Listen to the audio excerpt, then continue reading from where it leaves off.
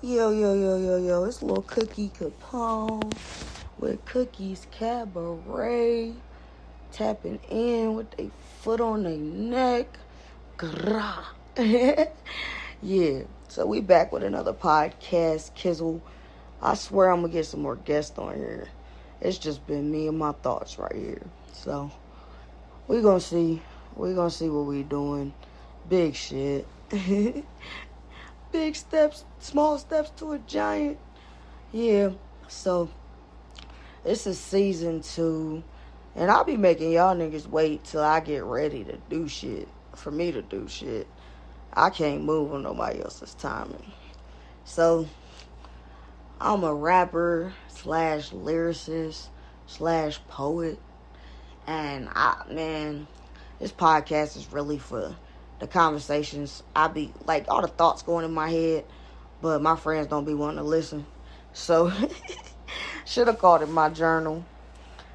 The shit I jot down. So A said one time, "What's your favorite thing about your best friend?" And I swear to God, I said she mind her business.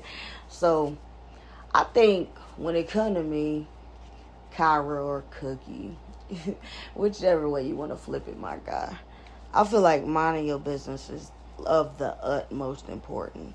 Like, I'm not minding your business. I'm minding my business. I'm not minding his business, her business. It's just, like, I think I be minding my business a little too hard, though, honestly. Like, I don't know who the ops is. I don't know who got beef with who. I don't know Shorty's life story. Some people be coming up to me, telling me shit, and I'm just like, how the fuck did you know that? And I just move on about my business, but I guess you could call me ditzy or airheaded. I really just don't be giving a fuck who fucking who doing what. I just don't be off that. I go through enough, like, mentally with my own problems in my head filled with fucking thoughts to be worried about you, because I'm an empath at that. So if I'm over here worried about you, I'm taking on your problems, and in my problems, you know, the Lord said he'll never put more on you than you can bear. And I feel like other people's problems, I mean, you know, I'm gonna be there for my homies and shit. When they have problems, you can vent to me. You know what I'm saying? I'm always gonna pick your head up. I'm like that type of nigga. But like, where I'm an empath and I take on your problems, I got so much going on with me that I really don't have the mental space for random fun facts about other people. And I don't even know them. They be like, "Kyra, you know such and such?" I be like, "No." "You know, hey, with such and such, daughter of such and such." Niggas get tired of running down the fucking family lineage. Like, you really don't know them people? Nah, bro. And as soon as you start that naming who third cousin twice removed and that shit, I done tuned you out already. And then half that business I be hearing go in one ear out the other. I can't remember shit. So we gonna get on to ops. Nigga, a lot of bitches out here I'm they op, but they not my op. Like, I don't know what was said. I don't know what was done. Like, we probably already fallen. I ain't got no ops up in the air like some on site shit. You know what I'm saying? So if you don't like me, we probably already fought, did the little tango, and you could be mad all by yourself. Because I'm like not even the same person no more. I'm trying to hold on to the reins and grab my motherfucking peace. So as far as the op, I ain't got one. I ain't got no on site. I'm trying to take my medication on time. I'm trying to take bubble baths with Epsom salt and shit. I just ain't got time for no fucking ops. You gotta fucking have a gun on your hip everywhere you fucking go. See, you live by the gun, you die by the gun. I ain't pick one of them motherfuckers up. You know I got Tourette's. I've been there, shot my cheddar bob, shot myself in the goddamn leg. I don't play with toys that ain't for me. So yeah, and I think a lot of that minding my business shit, it's got a lot to do with like self-confidence. I'm real confident in self. I'm not smelling what you think about me or what you heard about me. I know what I did do, what I didn't do. I know who I am. I know I'm a good ass person. So, bitch, if you fumble me, ain't no recovery, bro. Yeah, there ain't no recovery. You fumble me, it's just your loss, for real. And that's not speaking out of ego or anything. I swear to God. Some people talk about, oh, you cocky. Well, I mean, I ain't personally never heard it, but I heard him, he cocky, above himself. I mean, is he speaking from ego? Do you even know this man, or you just on Instagram comparing yourself to this man? But I mean, like, social media had you fucked up. Like, bitch, I know you, and you posting this relationship bullshit, and you toxic as hell, like, bro. And then you get bitches that got 3 likes, but they be like the dopest people in the fucking world. And then you got your superstars, they got like 200, 300 likes on a picture that, you know, she probably should have backed the camera up. I could see her fucking brain through her nose. Yeah. So when you like self-love and separating ego from self-love, I think I thought I'm like too comfortable with my being by myself, bro. Like, even when a dog be up under my ass, I be like, bro, can you skate, bro? I'm so used to being by myself, doing my own thing, flying by the seat of my pants, not really thinking shit through, because, you know, I ain't got no kids. I don't need no babysitter. You pull up on me, I'm going to hop in the whip. We gone for 2 weeks, you know what I'm saying? Like, it's really not that, but I got priorities and shit. Shit comes first, but don't never let nobody diminish your confidence or your love from self because they want to label it in the ego. Because your ego speaks out of things like pride, envy. I mean, when was it ever a crime to be proud of myself, to love myself? I mean, and as far as relationships go, you gotta love yourself too. Like, it's not about giving me your all. You better give yourself your all. Because one day I ain't gonna be able to give you shit if I'm going through my mental battle. I mean, that's why you have safe spaces and shit like that. But don't let your self-love and confidence be diminished by the fact that they calling it ego or saying you conceited. You know what you are, and you know the boundaries you set and the requirements anybody that's going to take up your space or be around you is required to give you. They be like, well, maybe you should lower your standards. Why should I lower my standards that I fought blood, tooth, and nail for to accept a mediocre energy or a low vibrational motherfucker into my life? Like, trust me, I told you I love myself. Not that desperate. Not even desperate at all.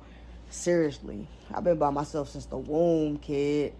So, like, when you talking about energy, it really, like, speaks for itself. You could be bopping around this motherfucker all happy, but if something in you ain't motherfucking right, my energy gonna catch that. Like I said, I'm a motherfucking empath. I love these high vibrational people who just walk with their head up and their confidence. Because, you know, I mean, I'm one of them. So to find somebody like-minded, it's really, really hard to do. But your energy speaks for yourself. It like exudes when you step into the room. That's why some motherfuckers be like, I'm the party. Like, wherever we go, we the party. Why? Because my energy exudes it. Because I love myself enough to know the qualities that I bring to the table. And I shouldn't have to shrink myself or be less hyper or have less jokes or be less quote-unquote friendly for you to feel comfortable. Because I've been like this since I was a kid. It's a part of my personality. So when they're talking about what is Cookie Capone's personality, I'm outgoing, passive aggressive, understanding, compassionate. I try to speak life into anybody that need my help, you know what I'm saying? But I think my personality is dope, and it's multifaceted. Like I said, rapper / poet. I like to write. I put my words together good, and that's all, you know. Shit happens in your life that humbles you, for real. Because I got Tourette syndrome, so that was very humbling after, you know, that happened. Because it didn't happen for me at a young age. I think they call it adult onset. Something ain't clicking in the engine. Something happened to me, so I had to deal with some Tourette's, and usually I'm that nigga when I walk in that room. Not even being cocky. But, you know, I always nothing to say. I got a joke for you. People, person dapping you up, you know what I'm saying? You my nigga. But when you can't even complete a sentence without outbursts or physical tics, beating your body up, it really humbles you to be more compassionate to people who can't speak for themselves. Because, I mean, at one point I had to have somebody speak for me in my worst stage of Tourette's. So I think my personality is really, really dope. So anybody don't know Cookie, you can get to know me. They say no new friends, but I don't think one conversation will hurt. And like when it comes to standards and stuff, like I mean I get it on one perspective. You're like, oh, my ideal man, and you got a list of what your man be: tall, dark, handsome, 401k, 200k a year, job, house, and picket fence. All right, when I say standards, I'm not talking about that. Like, that's your fucking build a nigga, like build a nigga. I'm not saying that those should be standards, but I mean, as far as my respect, communication, understanding, reciprocation, reassurance, these are all standards. Like, yeah, not off the list of a perfect guy, 5'2". I don't think any bitch should be like a nigga 5'2". I used to know that 6'1". I used to like short niggas though. Fucking fun size niggas. So when you looking for love, I think more of the communication aspect. Like, I'm sorry, I don't give a fuck how long we've been talking. If we ain't never had a real ass, deep ass conversation, I can't be your girl. Like, I done had a bitch or two try to trick a nigga into that.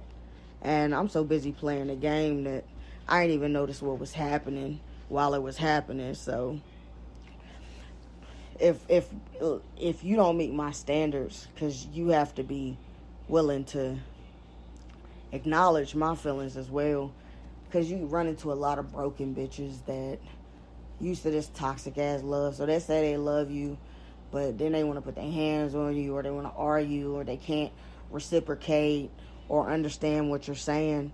And it's really not life. So when you're looking for love, as far as standards, not your list of traits you want, but I don't think you should lower your standards when you know your self-worth and you love yourself. Because my standards are not like, you don't have to be a perfect bitch when you come to me, but that's my bare minimum when I'm talking standards. You're going to at least acknowledge my feelings and let me love you. I'm not going through all that, walking you through your healing hand by hand. Nigga, I'm almost 30. What the fuck I look like walking you through some shit? And then we can grow together. But if you're not equally yoked with me, it's just a waste of energy on frivolous things. You would be one of those frivolous things. So the one thing I don't agree with, which would be in the dating scene or whatever, is the chase. I think it's like a dyke thing, and don't get me twisted when I say dyke. Just like, that's like my personal pronoun, if I could say it. Yeah, like, if you want to describe me, yeah, that dyke, I wouldn't even be mad. I just learned from the LGBTQ or whatever, however many letters we up to, that dyke is a bad word, and people kind of get offended. But that's my personal pronoun. But when you talk about the chase, and I like I said, I think it's a dyke thing. I don't like the chase. Like, you gotta want me and step for me as hard as I'm stepping for you. Because at the end of the day, I don't want to be a guy. Like, I don't want to be a nigga. You know what I'm saying? I don't want a ding-a-ling. I do what I do, and I do what I do well. I'm very confident in being a woman. But the chase is what's not down for me.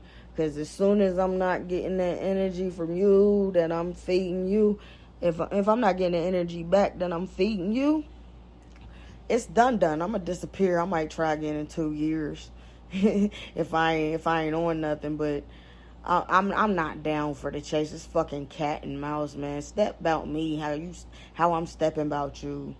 As this loyalty ain't no motherfucking joke. But I be damned if I give it to a false prophet. You know what I'm saying? And then when you playing the game, there's a lot of false fucking hope.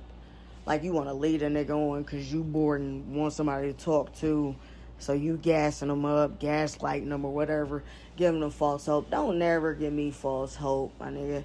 And I can read your fucking energy, so I don't care what's coming out your mouth. I'm not one for giving people false hope. If that's just not it, even if a bitch interested in me, if it's not it, I'm going to let you know it's not it. I'm one of them cut and dry niggas. The most player shit you can do is keep it real. You either fuck with me or you don't, but I ain't gonna gaslight you. I ain't gonna run you into no brick wall. I'm gonna tell you what it is, what it ain't. And then most of us don't even get past that because bitches and niggas like to play the game, and it's so fucking draining that all these bitches out here nowadays is like niggas, bro. Like, I could have stayed straight for all of that. You know what I'm saying? So, don't come over here half-stepping is what the fuck I'm trying to say. Shit. And then you get the, like, it's not that I'm downing people. Like, don't think it's, like, if we not equally yoked, we can just keep it pushing. But I'm not downing nobody for whatever stage of growth you're in at this point or at your next point. But if we're not at the same, like, if we can't see eye to eye, you up here, I'm down here. Like, it's been a few bitches that's just too grown for me. Like, you're knowing shit that I'm just learning, and it come with a lot of apologies. But if we just not in the same space, there's nothing we can do for each other. And I mean, granted, I be tripping sometimes, but there ain't no perfect motherfucking nigga. But I'm not downing people for not being at the stage of growth I'm in or anything like that. You still trying to figure out. You 21, whatever. You out here doing your thug thizzle. That's alright. I'm not one for downing or judging anybody. I'm probably one of the most understanding motherfuckers on the planet. So, just like I said, I'm not judging or downing nobody. There just sometimes you can't avoid it. I mean, it be red flags and shit like that, stop signs. You know what I'm saying? Like, do not pass go. Do not collect $200. Some people is just the wrong people through and through. And, I mean, the benefit of setting boundaries is you can see who qualifies. Because some of them is hurdles. You know what I'm saying? You can get over it. But you see who qualifies and who the right people and the wrong people is. I'm so blessed to have a few of the right people in my life now. And then they say, I haven't even met some of the best people I'm going to meet yet. But I'm not holding on to envy or, well, not even envy. I'm not holding a grudge from the people that I feel like did me wrong. There's no fake energy. I still love you the same. You just got to stay over there. But I'm not going to take that hurt and that pain and that trauma and negate the fact that some people are the right people in my life. And I'm glad that my eyes are open enough to see that some of the people in my life are the right people to have in my life. And then when you get on social media, it kind of just, I said this earlier, don't let social media, what was it? Don't let social media kill your discernment. And I meant that too. You'll get discernment from the Lord about being okay with where you are and having gratitude with where you are. And then you'll go see a couple on social media with a white picket fence, a house, a college degree, but you don't know what's going on behind the scenes. But don't let social media instill this ideal in you that you're not doing enough or you're supposed to be in a certain space and doing this and that because everybody else is. I think the death of self-love or the death of confidence is in comparison, and that happens a lot in social media. And I mean, just personally, with your rap career. You want to be on, you want to be popping, you want to sign a deal. Well, actually, you want to get sponsorships. You don't want to sign no 360 deal. But you'll get on there and you'll start comparing to what type of music is out there. I mean, this is from personal experience. I want to chirp, I want to bop. And then you'll start over critiquing. Like, if it's not broke, don't fix it. Just because you haven't met your people yet who enjoy your type of music. Because John Doe on the street want to hear Durkee, yo. And when you J. Cole, it's just a little hard because I'm more than a rapper, more of a lyricist, more of a poet than that. So when you get caught up in this world of comparison, you're not securing your gift or your talent. You've been at this for over 15 years. You're very skilled. You're very talented. You can put things together. You're creative. Don't let social media think $250,000 advance on a 360 deal is better than what you're looking at. And a lot of times, and I've learned this recently when it comes to poetry, that your people are out there. It might not be in your area particularly, and then some people that might not even react to your stuff can be listening, and some people have a mind to think on a higher level, and they're understanding some of these things that you think gets overlooked. So when you're talking about comparison, do you do like the value of things, the love of money? And it's real bad, because even you see a nigga with 10 racks spread out on his arm, you like, God damn, bro, I'm eating ramen. You know what I'm saying? Like, it make you want that. And it's not, I wouldn't call it envious, but it's living in a state of comparison. I have came to terms where I'm okay with where I'm at. So the value of things doesn't really, there is no value to things or a love of money. Money is necessary to survive, but to lust or yearn or love, fall in love with your money and you want to kill yourself without it, it's just like living in a world of comparison. But when God is opening doors for you, it really takes patience, because a wise man knows that he does not know everything. So even where you stand at 29 or 21, thinking you know what you know, standing on your ground, beating up ops and all this, you'll realize at the age of 30 or 40 or 50 that it's really not all that it's cracked up to be. But I learned that patience is with gratitude. So God doesn't just give you patience, he gives you opportunities to be patient, but you have to have a positive attitude while waiting, or your waiting is going to ensue for way longer than maybe even God intended. So when you're fighting comparison, and it's just something you take to the Lord in private in your secret closet, and you become okay with the path you're on. You get discernment about what your true goals will be, and timing. Time is a construct.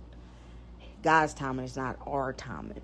So when you're 25, husband, kids, wife, that's unfair goals that you're setting yourself up to, because when you're 25 and don't have that, then you feel inadequate within yourself.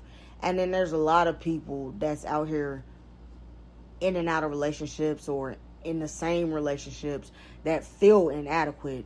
And no matter how much you love a person, they can never fill a void that you have within self. They can't heal for you. They can't grow for you. And if they hold your hand and stop their elevator waiting on you, that's a disservice to them. So when you talking about standing your ground, I'm not talking about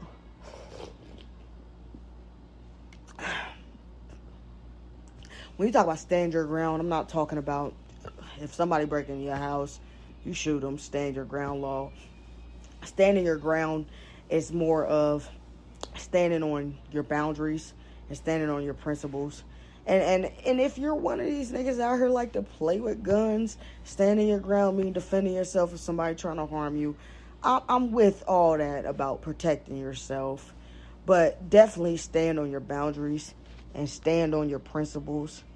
And don't let comparison shake or waver what you know to be true, what you've prayed about to get understanding on. I'm saying it's all okay to protect yourself, and enforcing those boundaries or standing your ground is a form of protecting yourself.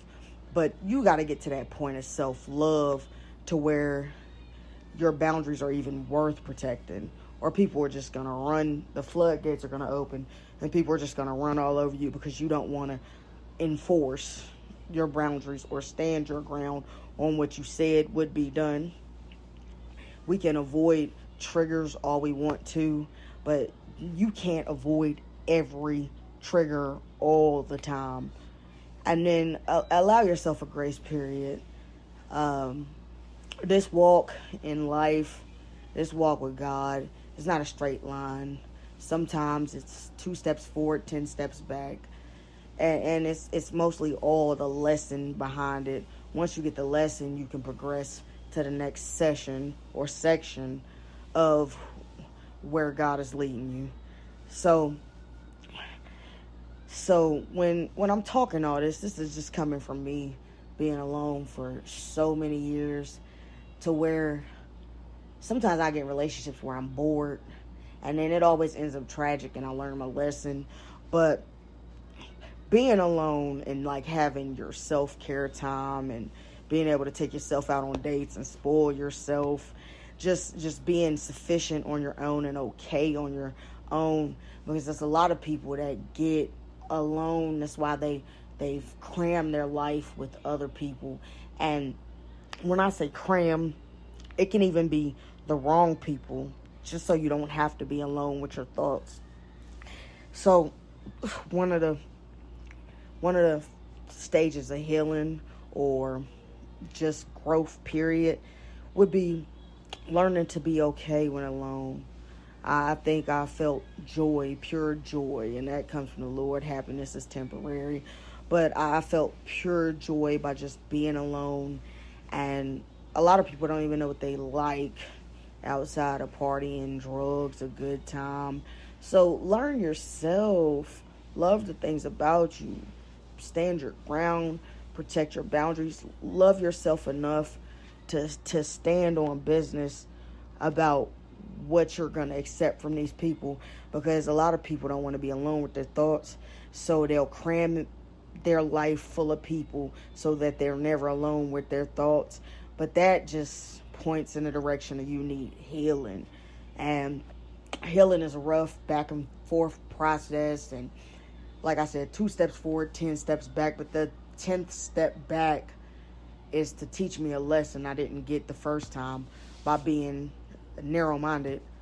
So sometimes you have to reevaluate some things in your life as you grow and mentally expand. Sometimes you have to revisit certain parts that you thought you knew to go below the surface, because we do a lot of our superficial, because feelings and emotions and just trials of life, they're like an iceberg. You can see the tip of it, but if you just focus on the tip of it and you don't get to the core of what the real problem is, you'll never really heal.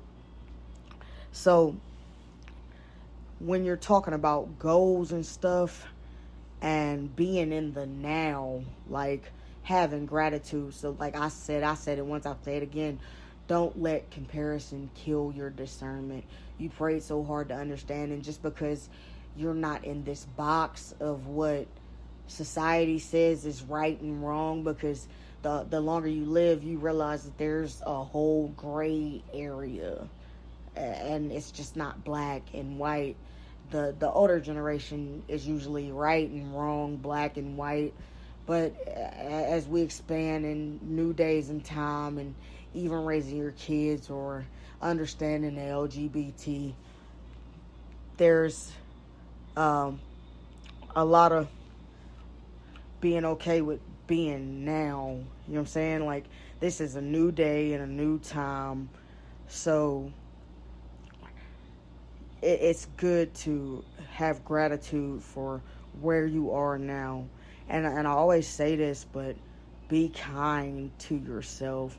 Just like you wouldn't badger your friend about maybe being in a bad relationship or keep dropping the ball or losing jobs. Just like you would be there to pick their head up, be in the now, be there for yourself, appreciate what's going on now. Because I might not have the knowledge or understanding of a 60, 70-year-old, but I do have the knowledge now to understand that I should listen and process information because I'm always learning. There's always something new. You learn something new every day. So don't rush the process. And letting go can mean like many different things, like letting go of a loved one. That's just like the basic what we would say, like, okay, death in the family, you gotta let go of the loved one. Or letting go of your relationship, or letting go of your job. And then and then my favorite one is letting go of false ideals, false goals, false timelines. So it boils down to more than just people.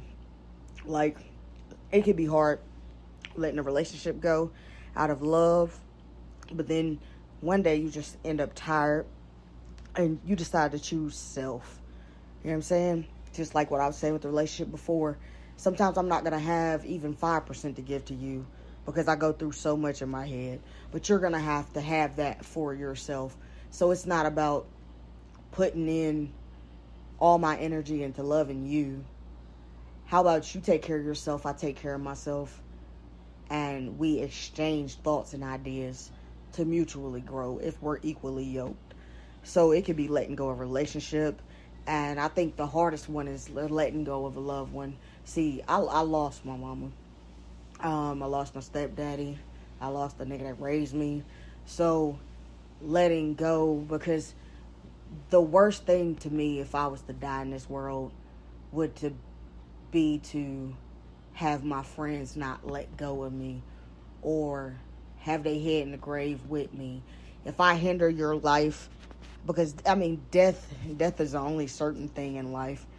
Change is eternal, but death is the only certain thing. So if I go, I don't want you to, I mean, of course you're going to feel sad, but I don't want you to take that past your grieving period, or always, I don't want you to die with me, basically.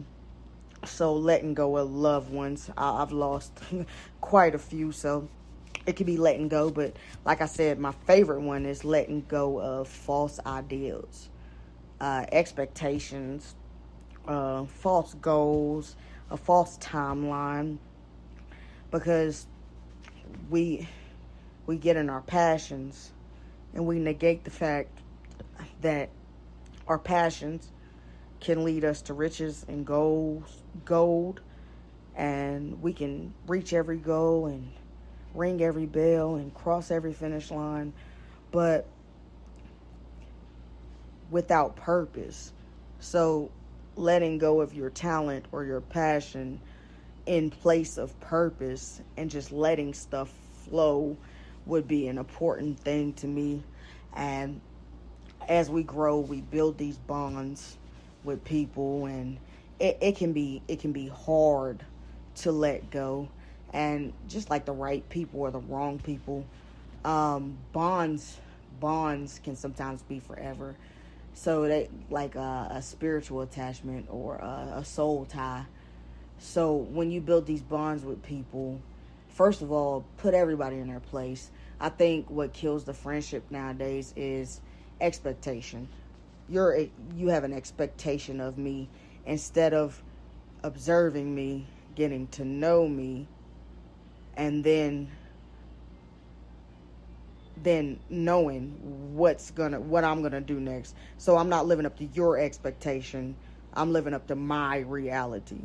So when you're building these bonds, you pray it's with the right people, sometimes it's with the wrong people, and that can be another form of letting go. To me, honestly, it's hard for me to let go because there's no love lost and there's no grudges held, but letting go, I moved around a lot, so letting go is a hard thing with me, especially when you love these people and you've built these bonds with these people. But at the end of the day, if you're not equally yoked or can't see eye to eye, or they're just the wrong people, then you have to let go. So letting go, that topic there is very multifaceted. So you want to link with the right people when you're building bonds to chase your dream. Okay, just like I said with letting go, we're gonna double back that out a lot. I think I think that's the name of this podcast, letting go. Say it the same every time. But no, with letting go, with chasing your dreams, just like I said, it's better to have purpose. And I know we get all passionate about our talents and our gifts, and there are passions, and we want the Lord to validate those. But if you're not walking in purpose, you can still be unfulfilled. So when you're chasing your dreams, I feel like that needs to be changed. I'm not chasing my dreams, I'm attracting my dreams. I'm letting God gift me with whatever He has, because now that I'm in purpose, there's no longer living up to trying to make a chirp or a bop, because I'm a rapper. So when I talk about dreams, that would be the dream I'm chasing. But I want to attract my dreams. I want to be gifted my dreams. So I don't want to chase it, just like I'm not chasing girls in the inbox. I don't want to chase it. I want it to be mine, because they can't stop what the Lord has for you. So I want to attract my dreams. And then I want them to be authentically mine. So not necessarily making a song that everybody wants to hear or can nod, dance to, or nod their head to, or catchy hooks and catchy lyrics. Because when you're a lyricist, it soothes your soul. When you're a poet, it soothes your soul to put... This is why I get so defensive over my music, because I literally put a piece of my soul into almost everything I do. Well, when I do it in authenticity, not to get a song that's catchy or catch the ear or have people dancing. When I do it authentically from myself,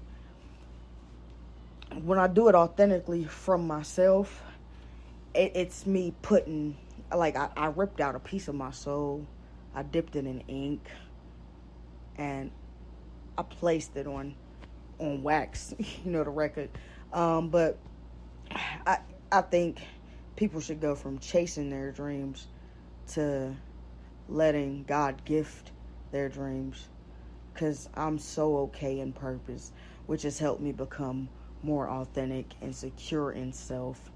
Because your gift, you can be talented at your gift, you can be skilled at your gift, and if God gave you a gift, the world should hear it. But fame, money, clout, dance song, the way that the industry has got this hip hop in a chokehold, it really diminishes a lot of real soul soothing music. You know what I'm saying? Like, if I was a songbird, I'd probably be, I don't know nothing about birds. I'd probably be a blue jay or a dove. But songs from the soul, and when you're doing music from the soul or poetry from the soul, it goes over a lot of people's heads, and that would just be people who aren't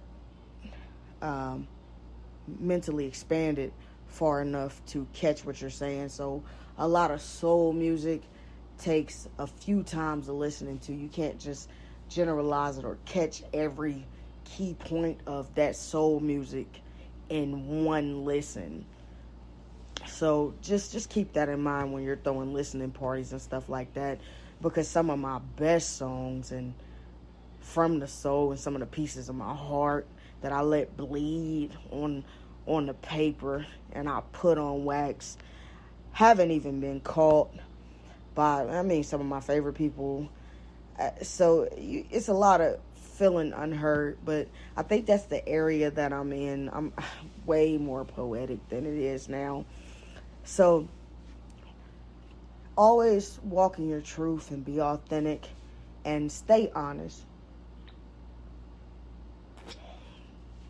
Stay honest and honest to yourself and what you are. Don't compromise for the chirp or the bop. So just no more cutting flows to please the masses when your song could touch one person and change their life.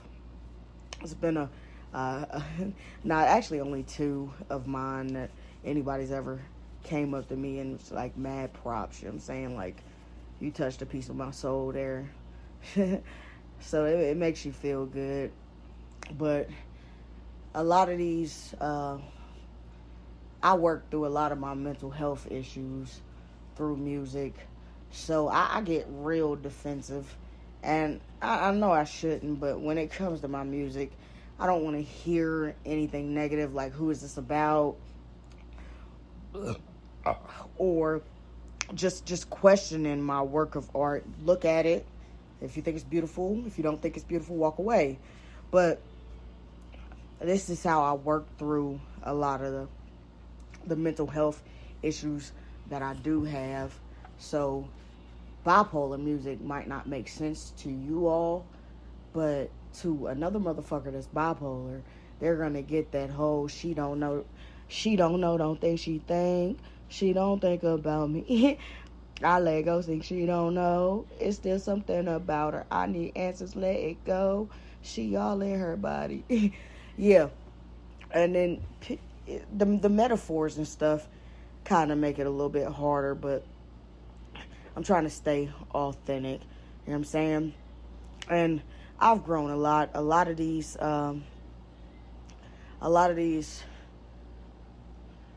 false ideals like fighting to protect yourself, that's one thing, but fighting to get respect or just so these bitches don't play with you, I have a whole another aspect on that. We don't go out here and pick fights or anything like that, and fighting doesn't really solve problems. It makes you feel lighter after you've done it, but it really doesn't stand toe to toe with any of your demons or any of your bad coping mechanisms, or have you talked through the superficial stuff to see what's actually triggering or causing your issues, because we fight to protect ourselves.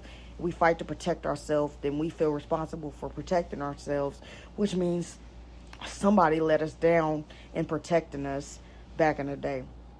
So it doesn't help you get to the root of your issues. And then you get bitches that get beat up and still go do the same thing. So when you're doing, every time I see you, I want to fight, or you won't have to run this fade every time I see you, you're really just poisoning your experiences and jeopardizing peace in your areas or your party environments. And it's just very, very toxic. I feel like growing up, fighting was necessary, just because kids can be cruel. So fighting was necessary as a way of protecting. But as we grow older and we grow wiser, we realize that it doesn't help us heal any of the trauma we've been through. And then when you run into a bitch that's just gonna do the same thing, fighting is just a waste of energy. And you might feel like a weight's been lifted off your shoulders after you're done fighting, but just like being drunk, you're gonna wake up sober the next morning and you're gonna still have those same issues. So a lot of the toughest people don't fight. The toughest people bite their tongue, swallow their pride, and walk away. The hardest thing I've ever had to do as an adult was walk away. The hardest thing sometimes I've ever had to do as an adult was communicate with who was an op at the point in time when I had ops. So communication is hard. Walking away is hard. That's why I said kind of been in a passive aggressive phase. And it's not that I'm passive. I'm passive as a talent. So, because I've always been aggressive my whole life, hyper. So, passive was a talent I learned. And aggression is a beast I haven't conquered yet. So, when I say I'm passive aggressive, the aggression is a weakness. The passive is a gift. So, but even with being passive sometimes, though, you let a lot of those boundaries, like you don't stand your ground. You let a lot of those boundaries be crossed being passive. So I'm trying to find a midline right here. So walking away, hardest thing I ever had to do. Communicating with the ops, hardest thing I ever had to do. So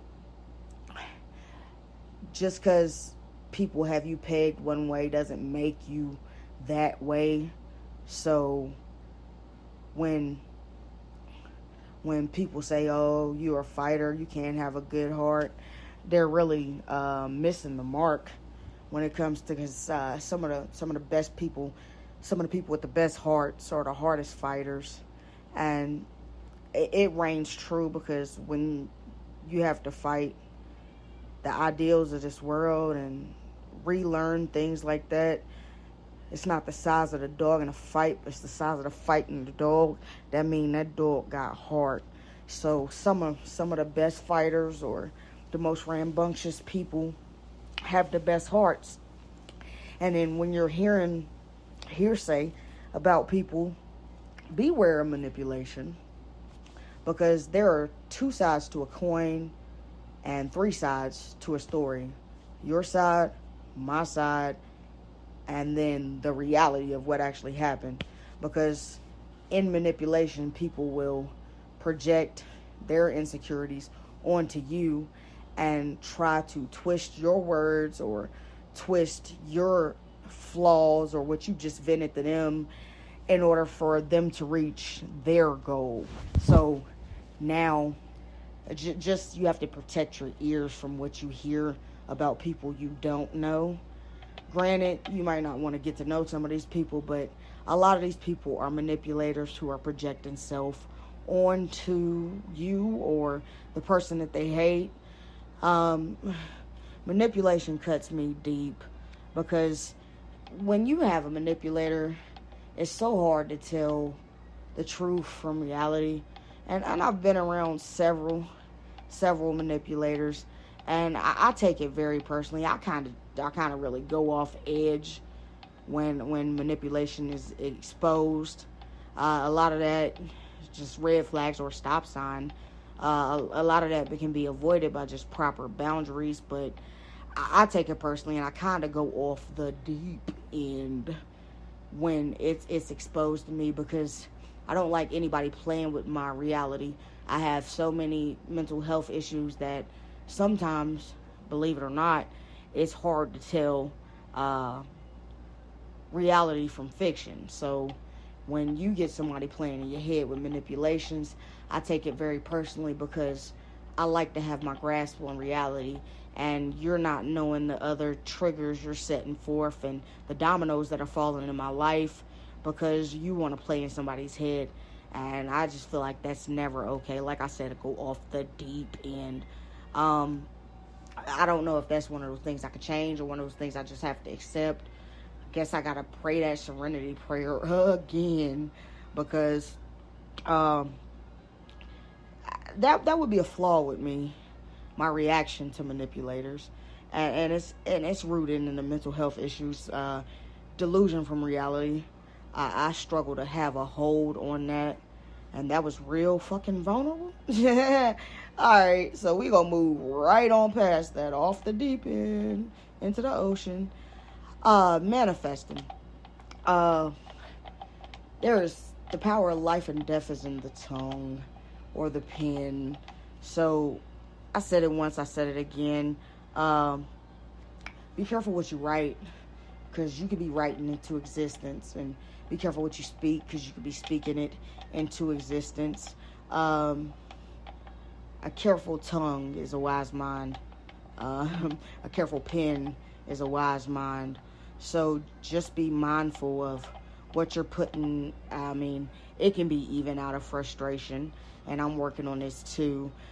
Just be careful what you speak into existence, because it's not the fact. It's not a fact of is manifestation a real thing. Is life and death really in the power of the tongue? I mean, I stood in that state of questioning before, but I'm here to tell you it's really real. And then with manifesting, I see a lot of this now. People try to use their tongue to con the Lord into giving them their wants. He'll supply every need, but when it's wants, they'll try to speak as much on it. Or when you manifest, you're basically trying to con God into giving you what you want, so you're not being patient and waiting on his timing and his plan, like letting his will be done. You're speaking so much because now you're glorifying as a false idol the manifestation. So you can't force God's hand through manifestation. So if you are using the fact that manifestation is real as a weapon, intentionally or unintentionally, to con God into giving you what your plan is, or your goal is, or your dream is, then your intents aren't well, and I think you need to kind of check self there. That would be manifestation manipulation. So I don't care how many times you write supermodel in a notebook and do your daily affirmations and you want to be a supermodel, you're not going to force God's hand on what's not in his will. And I can promise you that. And you're not being patient or really waiting with gratitude. You're actually trying to manipulate the Almighty. That's bananas to me, really. Love, I think we touched on self-love, but love for other people. I feel like y'all put love in a box of a man or a woman, and love can come from your mother, from your TT, your aunt TT. Love can come from your cousins. Love can come from your sister, your niece. Love can come in the form of friends. Love can come in the form of an art, poetry, drawing, crocheting, just being able to create something out of nothing. These things exhibit love too. You can have a love for watching dancing, or love parkour. It gives you peace. Just a random example. You can find love in so many different facets, and you can find love in the dew on the grass in the morning, how the rain drops from a leaf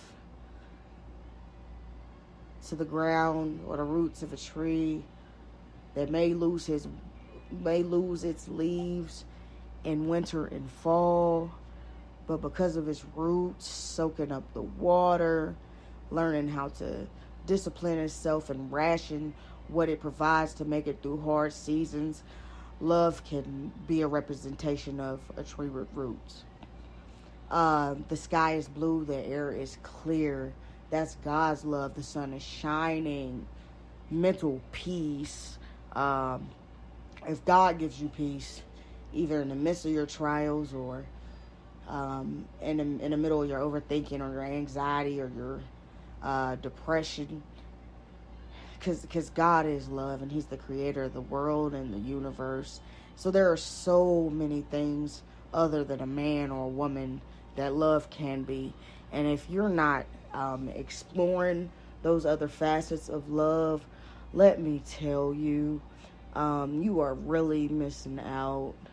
The country air as opposed to the city air, the sound of the beach, the waves crashing on the beach, the salt breeze you feel in different areas, how the mountains disappear and it's flat land for the whole eye to see. Memories can be love. So when you're thinking love, please don't just base it on a man or a woman, because man will always fail you.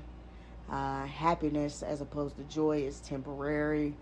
It's a feeling that fades. So in another note, just a fucking cliff note, joy. Felt that one time. Don't know how to explain that. Wish I could get that back, but we're working on that. So motivation. Motivation and intention kind of go hand in hand. Your motivation would be your drive, or what drives you. So, what's your motivation in rapping, if you were to ask me? To cleanse my soul. That's my motivation. And intention goes behind it. When I make a song now, and it's only because I'm resting in purpose, but when I make a song now, my intention is to be as authentic as possible. So my motivation behind that would be authenticity, and my intention would be to create the most authentic form of art I can, and to be satisfied with it myself, as opposed to outside opinion. So a lot of the vision, I think the vision lives in comparison to when you got big dreams, because I've always been extra my whole life. So of course the Lord didn't give me dreams of a white picket fence and a 2-story house. He had to give me dreams of the industry and 10 racks spread out over your arm, and it lives in comparison, honestly. But when God fixes your vision, don't allow comparison to make you blind, or negate, or undervalue what you know to be true with your vision now. Because my vision now, as far as musically, is to reach 1 or 2 people who really felt a kinder soul, that they could feel my music and it transformed them somehow. So the vision isn't riches or glory or any more. My vision would be to touch the people through my form of art, and to have it appreciated for what it genuinely is. And then you have to be very, very careful about sharing your vision prematurely.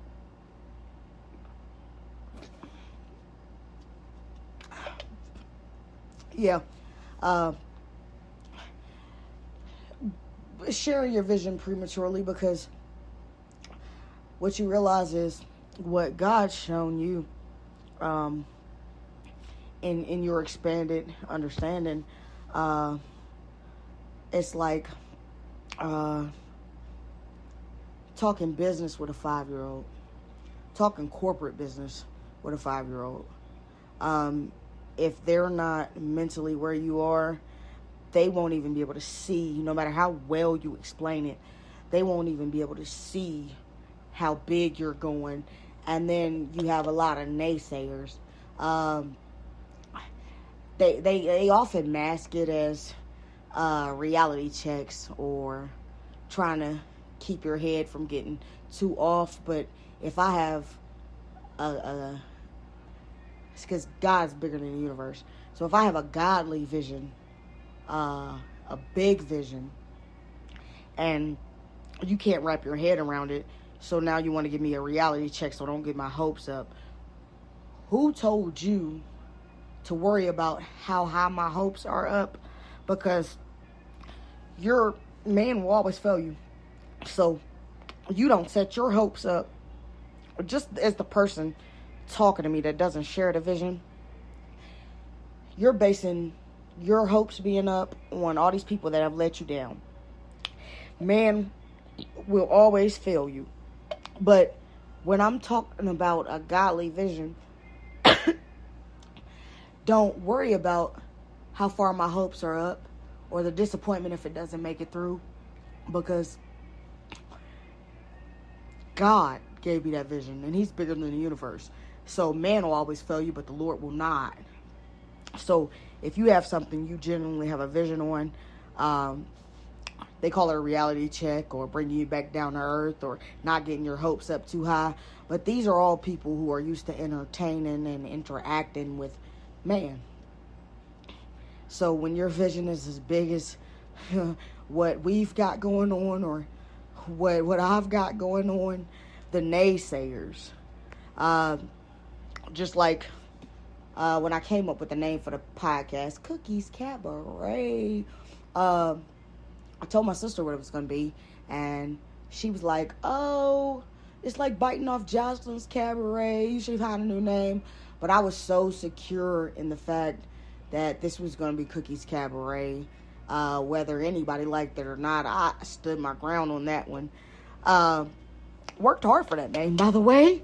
Not quite as ratchet as people would have expected it or anything like that. Yeah, not as ratchet as people would have expected or anything like that. So when your vision is in the fetal stage, keep that to yourself. Keep developing and keep asking for guidance. And don't let people who aren't connected to the source you're connected to sway you in any way on pursuing the vision God has gave you. Just like people will come and give you a what we like to call a come to Jesus meeting. It's really when you're Delulu and your family has to sit you down and talk some sense into you. We call that a come to Jesus meeting. And in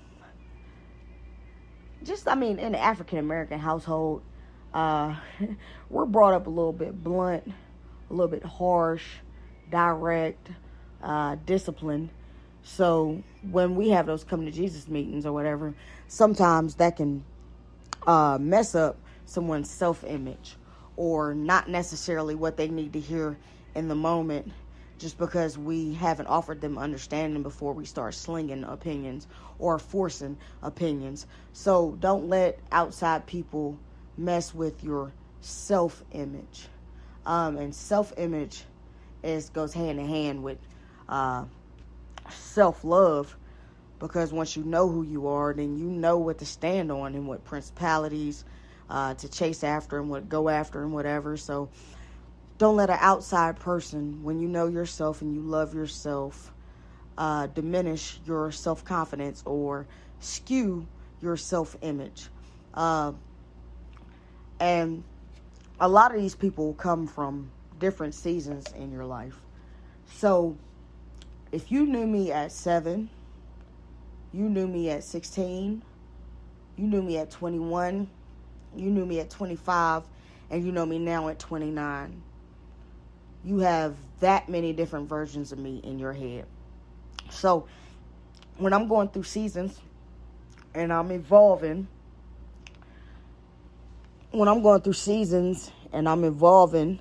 don't let someone who knows 7-year-old Kyra tell you what 29-year-old Kyra or Cookie Capone. Don't let somebody who knew you was 7 tell you who you are now at 29, because they might be 35 or 40 and not mentally as advanced as you. But we all go through seasons and we all go through growth and we all make mistakes. I think the expectations we put on other people, if we were kinder to ourselves and didn't hold ourselves, a certain expectations for yourself, just being yourself is okay. But I feel like if we didn't hold ourselves, if we gave ourselves a little more compassion and understanding, as we would do a friend that's in turmoil or trouble, you'll be nicer to yourself, and you'll be more willing to accept the seasons where you were dumb and the seasons where you were a follower, and just embrace all the different seasons. Because if I'm here now and I have confidence and self-love at where I'm at now, it can't even measure or compare to what's to come. So it kind of gets me excited to where I may be in a few years or a decade or two, if we continue like this. So, Godfidence. Yeah, I said it right. Godfidence. Godly confidence. And just like that, don't let people diminish your discernment or destroy your discernment. When you have Godfidence, you have confidence in yourself through God. Because it's not that I am a God. You have a lot of people that think they're a God, but it's more of I am made in his image. I'm made in his image, so therefore I am God-like. And he's placed tools and tricks, and he's placed everything inside of me that I need. So when I say Godfidence, I'm not saying I am God, but I am in his image, and he placed all these good things inside of me. So when I have confidence, I have Godfidence, confidence through God, because I am God incarnate in flesh. Just a humble servant, I know, and but confidence through God, and just what you know. He'll never fail you. If he'll never fail you, then I have what I have. I have what I need inside of me not to fail me either. So just knowing about it. And then when you have that confidence, there's a certain aura you emit. Not so much, it's energy too, but there's a certain aura you emit, or you glow, that no matter, I don't care if I don't got on Louis V, Fendi, Gucci, Prada, I can walk into a room and my anointing is going to speak for me. My glow, my energy is going to speak for me in every room that I enter, no matter my fashion, no matter my sneakers, my fashion, the car I'm driving, the clothes I choose to wear. He's going to step in, and they'll literally be blinded by your anointing or your aura, your glow. When you step into a room, the atmosphere changes, and that's all the Lord. So really, but you have to be comfortable in that. You have to be comfortable in the fact that when I walk into a room, the energy shifts. You have to be comfortable in people seeing God all over you. Whether you want it or not, you can't hide it. So when people gravitate towards you naturally, and you're able to bring a laugh and a smile to the room, what did they say? If someone doesn't have a smile, give them yours. So I'm all about that, but that's being comfortable in self. Because he's going to step in that room before I step in that room. He's going to put my name in that room before I come in that room. And his will be done. What I want to warn people about, and this is that comparison bug again, a lot of that will strike envy or jealousy. And it's something we don't like to admit, because there's a stigma on being envious and being jealous, and it kind of makes you less of a person to society. But you can't address an issue you don't acknowledge. Every flaw you have needs to be taken to the Lord. So if I don't acknowledge that I feel envious because I'm in a state of comparison through social media, If I don't acknowledge that initial feeling of envy or jealousy via social media or expectations, if I don't pray through that, if I don't grow, I won't grow through that. So you don't have to tell everybody that you're envious of Young Thug or 50 Cent, Beanie Siegel. But when it comes to you and the Lord, you can't hide anything. So don't take your shame and run off into a corner and, God, I don't want to talk to you today. Prayer changes things. So every spirit of comparison and every spirit of envy or jealousy that comes, pray it. Pray through it. Give it to the Lord. And you'll be the most humble.